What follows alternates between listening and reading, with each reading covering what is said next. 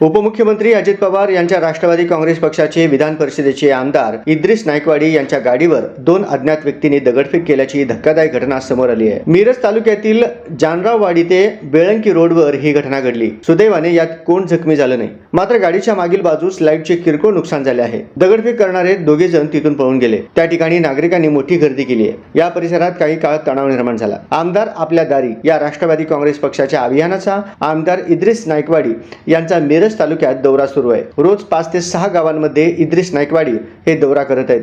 ते काल जानराववाडी येथून बेळंकीकडे जात असताना 2 अज्ञात आणि मागून त्यांच्या 4 चाकी गाडीवर दगडफेक केली। सुदैवानं यात कोणीही जखमी झालं नाही, मात्र गाडीच्या मागील बाजूच्या लाईटचे किरकोळ नुकसान झाले आहे। दगडफेक करणारे दोघे जण तिथून पळून गेले आहेत। पोलीस आरोपींचा शोध घेत आहेत। या घटनेनंतर इद्रिस नाईकवाडी यांनी प्रतिक्रिया दिली। मिरज तालुक्यातील विशेषतः पूर्व भागातील गावांचा विकास कामांचा आढावा घेण्यासाठी तसेच नागरिकांच्या अडचणी समजून घेण्यासाठी माझा दौरा सुरू आहे। हा दौरा गेल्या महिन्याच्या 5 तारखेपासून सुरू आहे। या दरम्यान आज जानराववाडी बेळंकीकडे जात असताना संबंधित घटना घडली, अशी माहिती इद्रिस नाईकवाडी यांनी दिली आहे।